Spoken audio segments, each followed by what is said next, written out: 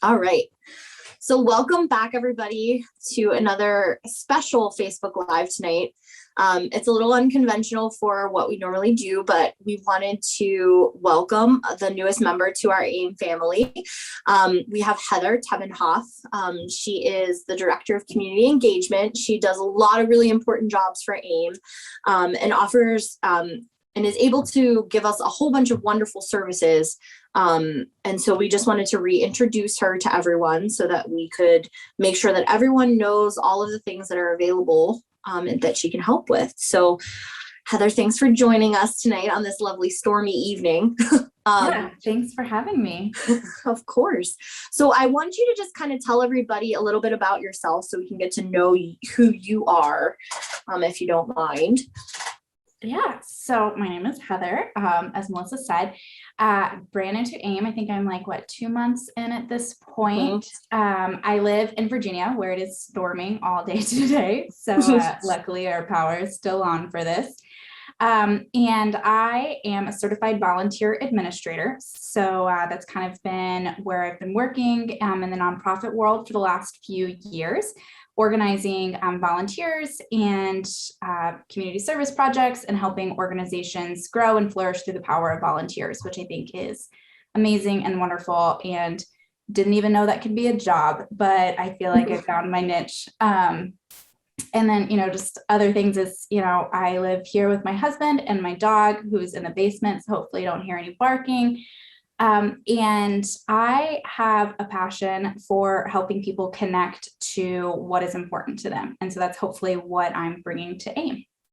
And you've already done so many wonderful things for us in the just 2 short months that you've been here. So we're really very excited to have you. And you do, and I think it's appropriate and wonderful in these situations when the folks that are working for a nonprofit actually have a connection, a personal connection to the disease state or the, topic that they're helping people with. And so I know that you had a personal connection with melanoma. If you would be comfortable to share it with our viewers, I think, it makes things a little more real for everyone. Yeah, absolutely. And that's a huge reason of why I'm here with AIM. 2020, I think, was a hard year on everyone, that everyone kind of took a step back and was like, what am I doing with my life in the middle of a pandemic? And so when I saw that AIM was hiring for this role and I have a personal connection to melanoma, is kind of how I'm here. So my grandfather, who was my favorite person in the entire world, Pittsburgh native, biggest Steelers fan you'll ever meet in your entire life. He was diagnosed with melanoma when I was in high school. At that stage, I don't think I really understood much about the disease or what was going on. He is also your very typical stoic man. We didn't know much about what was going on. His melanoma was on his head. So he had lots of surgeries. So we joked that he had like a crater head by the end of it because they did skin grafts. And to our knowledge as a family, he did radiation and things were fine and we moved on and we didn't really know what was going on. And then when I was 29, I got hemorrhoids, let's just be honest. And I was like, what is this? I don't know what's going on with my body. So I went to my doctor's office and she's like, oh, it's just hemorrhoids. You're fine. But what is this? What are these squiggly moles that you have on your backside? And I was like, I don't know. I don't Can't see them. Yeah, I don't see these. So she said, I'm sending you to a dermatologist immediately, specifically because you have a history of melanoma in your family. Let's get this checked out.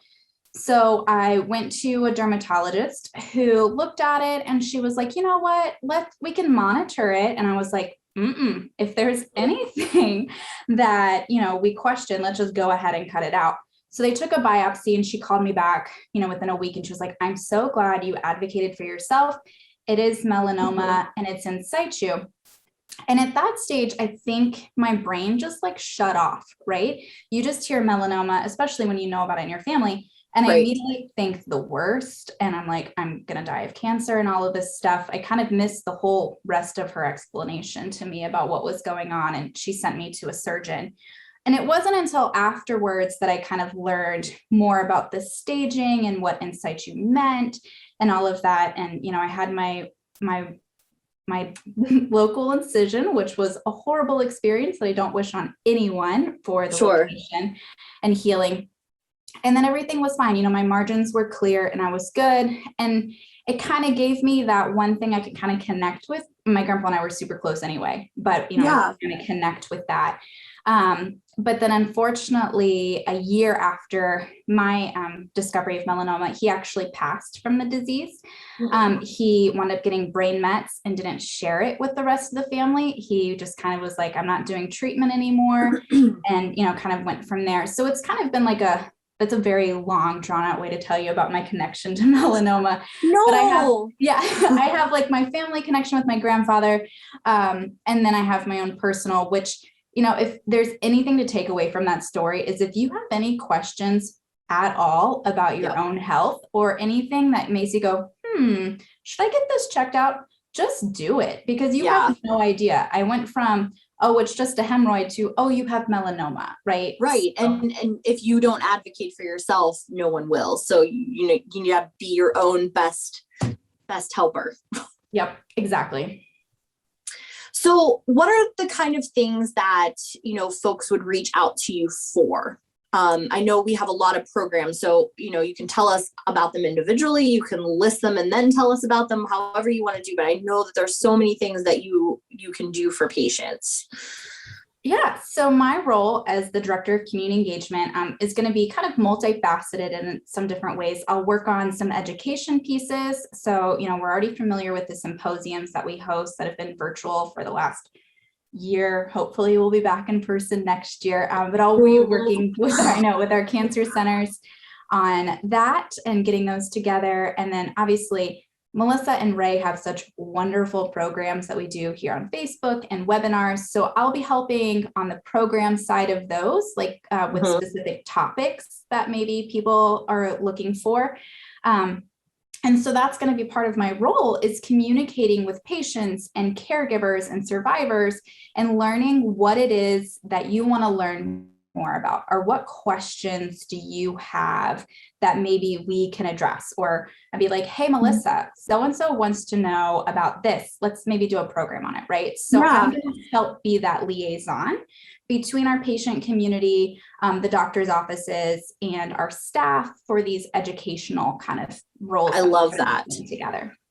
And hopefully, you know, I want our community to be completely comfortable reaching out to me saying, hey, do you think you guys would be like interested in doing a session that's on this topic? You know, these are things that we need to know what is of interest and, you know, on your minds as patients, as you're kind of exploring your treatment options or survivorship or any of those things.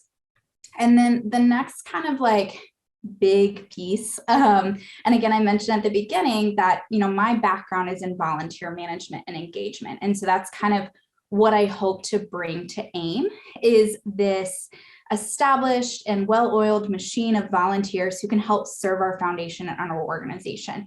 So my goal is to help build a volunteer program. And, you know, right now we have a couple different ways you can get involved.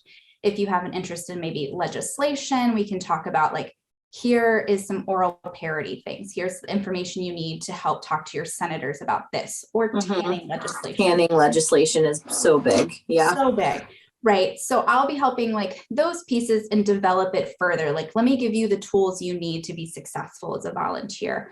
And then working a little bit more, hopefully when we're back in person, on getting volunteers at our in-person events and what those will look like, whether it's helping hand out t-shirts at walks or signing people in at symposiums, really just getting people engaged. But my big project and my baby that I've kind of taken on and jumped headfirst into since coming to AIM is our PeerConnect program.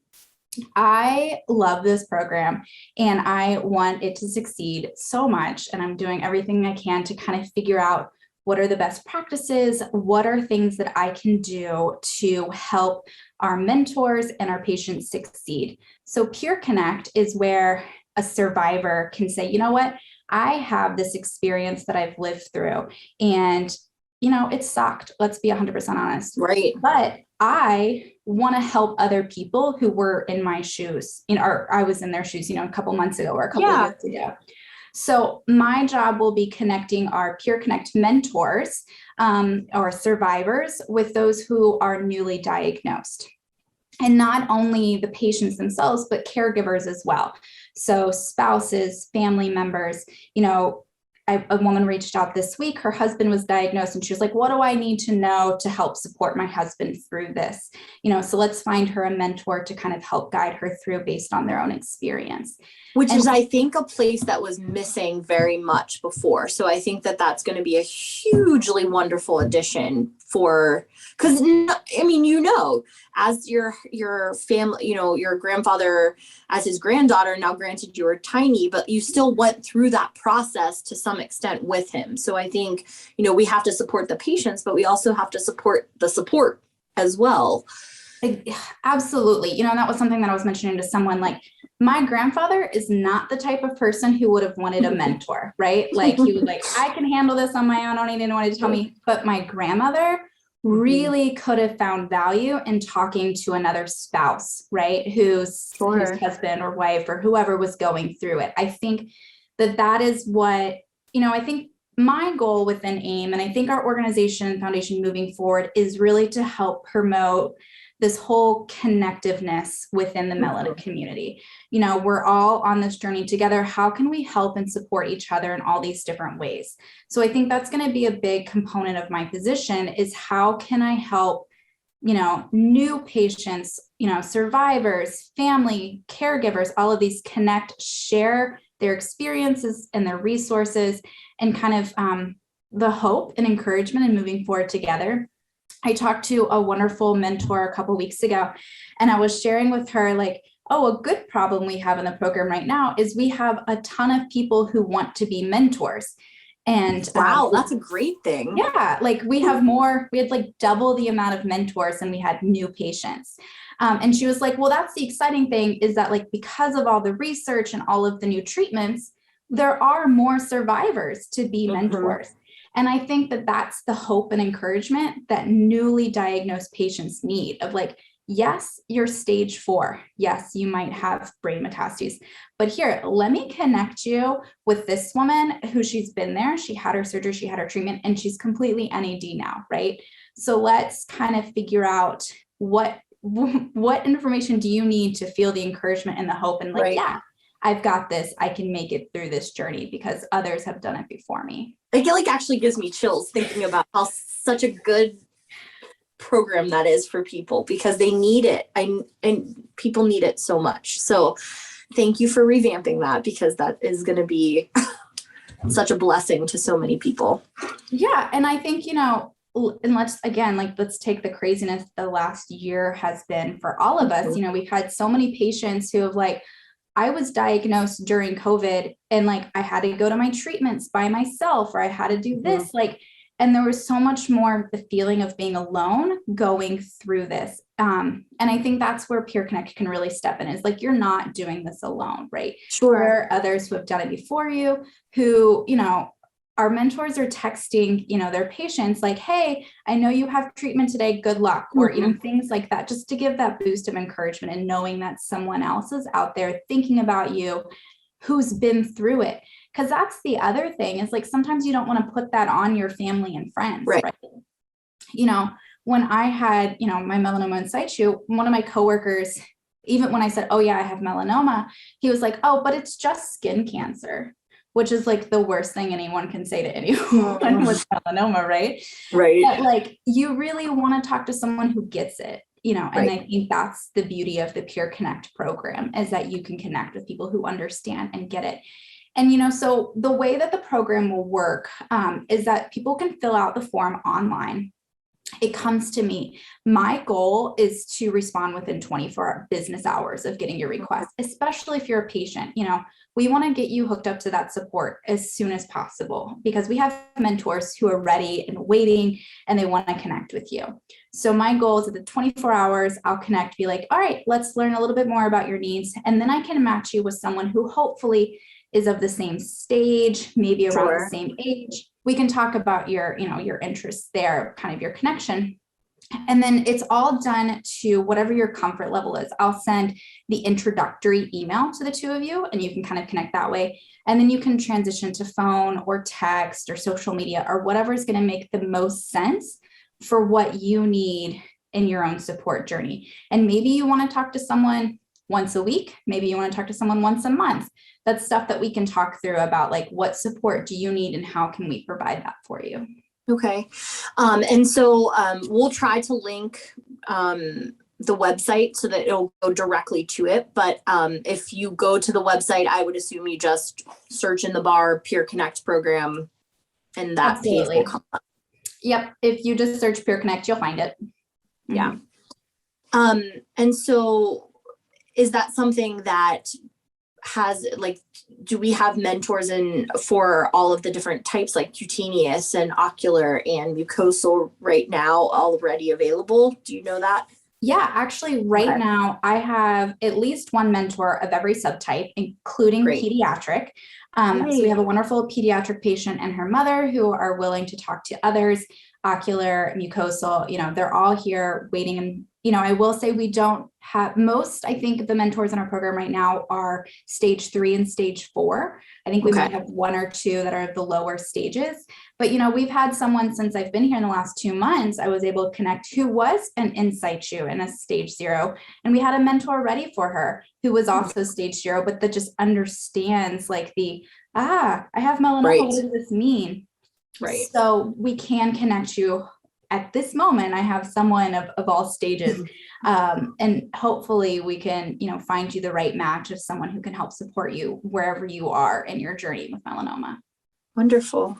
That's fabulous. What other things did you want to bring to light tonight? Any other programs? Yeah. So, as I kind of mentioned, our big goal within AIM and, kind of going into the end of the year, we talked, if you're on social media, you saw that we're doing this gratitude project right now. You can send us photos of what gratitude means to you. We also have an online gratitude wall. So I think, overall, we want people to kind of see hope and see encouragement in the future. And I want to help, facilitate that. So whether it's telling us what you're thankful for within your treatment or with your family, or we have a place where you can share your survivor story. I know that, talking to other people, and for me personally, I don't really care about the stats and statistics as much. I want to hear about real people and what they did to overcome the disease, right? So those survivor stories are so important, and they're visited on our website. And if you go to our website and you look at survivor stories, you can even search by stage. So if you're like, I want to read all of the stage 2 survivor stories and hear about how people have kicked this cancer's butt, right? It's there. And so you might be sitting on the other side of this and being like, you know what? I'm a survivor. I want to share my story. I want to give other people hope. So that's just another avenue that we have that we're encouraging people to be a part of just spreading that hope and gratitude for, the treatment options, all of the research that's going on. We're all doing like amazing things in the melanoma world, and let's get excited about it and share with one another. So we have those kind of pages, and then we also have a memorial wall. So say you're someone like me who did lose a loved one to, melanoma, there is a place, on our website as well that you can come to memorialize them, post their picture, tell their story, because, we do know that people die from this disease and we don't want to kind of look past that. So there's lots of opportunities that we're kind of looking at and developing within AIM to make sure that our focus is on our patient community. Education wise, what do you want to know, right? Survivorship or meeting with peers. How can I help you facilitate all of these kind of pieces to make sure that you know that you're not alone in all of this? So that's sort of my overarching goal within AIM, is like, how can I make sure that you as our patients feel supported, in your journey? And, there's lots of different ways, but those are some of the things that we're working on. And then we have virtual walks right now, get out and walk in your community for awareness or in memory of someone, all of that. And then hopefully next year again, we'll be in person. And I think that's what I'm looking forward to the most, is getting out, meeting so much, seeing you in person, and, just celebrating, togetherness and us being on this journey together. Yeah. because we're all on the same team here. And I think this, is such an inclusive group of people. And I think that, not just because, I'm part of AIM, but I think that AIM does just a really great job of really providing a very inclusive, education and caregiver support and patient support and, getting everyone so involved. And so, I think that your role here is going to be so vital. We did have one question. Kelly asks how she can start a 5K in her local community because she doesn't have anything available. There's actually a contact that we can get. So Kelly, if you want to contact Cindy. You want to contact you? How do you want her to contact Cindy. you? So I know it's going to be Cindy, but I didn't know if her contact information was necessarily readily available. So, Cindy and I have kind of been, just in the 2 months that I've been here figuring out the best thing. And we've kind of been doing both ways. Someone might contact me and say, hey, I want to do a walk. And I'll be like, great, let me introduce you to Cindy, our walk coordinator. And right now we are looking at 2022 and we're looking at the option of, maybe adding some 5Ks in new cities and what that might look like and develop. So you can reach out to me and I can, put you in touch with Cindy. We can have a conversation of what that might look like, and the other thing is like sometimes, especially next year when we're rebuilding after COVID, it might not be as big, but we have all these opportunities for like DIY walks too. We can give you all of the tools that you need to do a small community walk because maybe we're not ready to launch like a huge program, but that's something we can do as well. And that we're developing these DIY, how can I bring awareness and support into my community and teach others kind of what's going on. I've talked to a couple of teachers even about like, how do we get this information into the school systems? Yeah. They're all different things that, we can explore together. And also, Kelly, you could participate in one of our virtual walks this year too, if you'd like. There's lots of them on the website that you can actually sign up for any one of them and send your picture that you participated. And you can do the Pittsburgh walk with me in a couple weeks if you want. Yeah, my family's doing the Pittsburgh walk here in Virginia because we're originally from Pittsburgh. So October 9th, if you just want to join all of us and walk we'll all in your just community. be on the walk together. Yeah.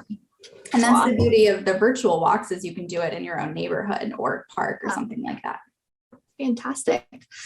Did you have anything else that you wanted to share with us? No, I think that's it. I feel like I kind of have this big overarching goal for the program. But at the end of the day, I do want people, our patients to know like, hey, reach out to me, send me an email, let me know what you're thinking and what you'd like to see us do. If you have an idea for a volunteer opportunity or you have skills that you think could be of value, like let me know, we can talk about it, especially as I'm working on building up this program, right? I want to hear from our people and as we're kind of figuring out what that looks like. So don't ever hesitate to email me. Exactly. And one of the things that actually gotten born out of patients saying the type of topics that they want to hear is actually newsflash, spoiler alert, here it comes. So I actually, in the beginning of next year, I'm hoping to do, and we are planning to do what's called a whiteboard talk. And so what it'll be, it's Melanoma 101, where I'm going to take a bunch of little tiny topics like what is a sentinel node? What is stereotactic radiosurgery for brain mets? What does a wide excision look like? What is a mole? And so these are all tiny little topics that wouldn't necessarily be great for a Facebook Live where it's, 30, 40 minutes, and do little education pieces. And they're going to all be in one spot so that if you are getting a sentinel node and your doctor didn't do a good job of explaining it or you didn't understand it, you can actually go watch the video. It'll be a couple minutes long and kind of learn about it in small little digestible pieces.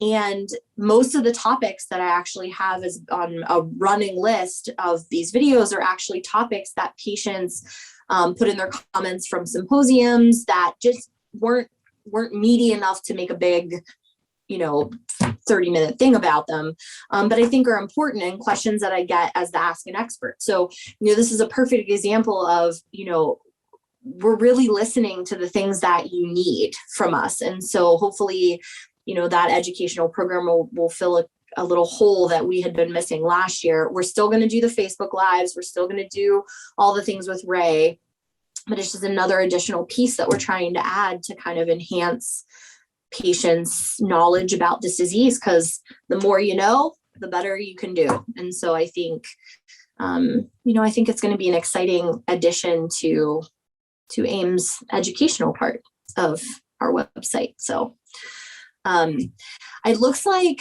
most of the questions that are in are just really, how do we get in touch with you? So we'll try to link the contact information for you, either in the comments on Facebook and also with the webinar. And then, I really am so very excited about all the things that you've already done and can't wait to see all the things you're gonna do. I'm excited to be here and to bring my experience and my expertise in volunteer management to a cause that means so much to me, right? Like, I think that's the beauty of it, of like, okay, I found my calling job wise. Now I have my, this is what's important to me. Like, let's bring them together. And I'm excited about, what the next year or two is going to look like as we build out these programs and, get past COVID and all get together, and it's going to be awesome. It's going to be so awesome.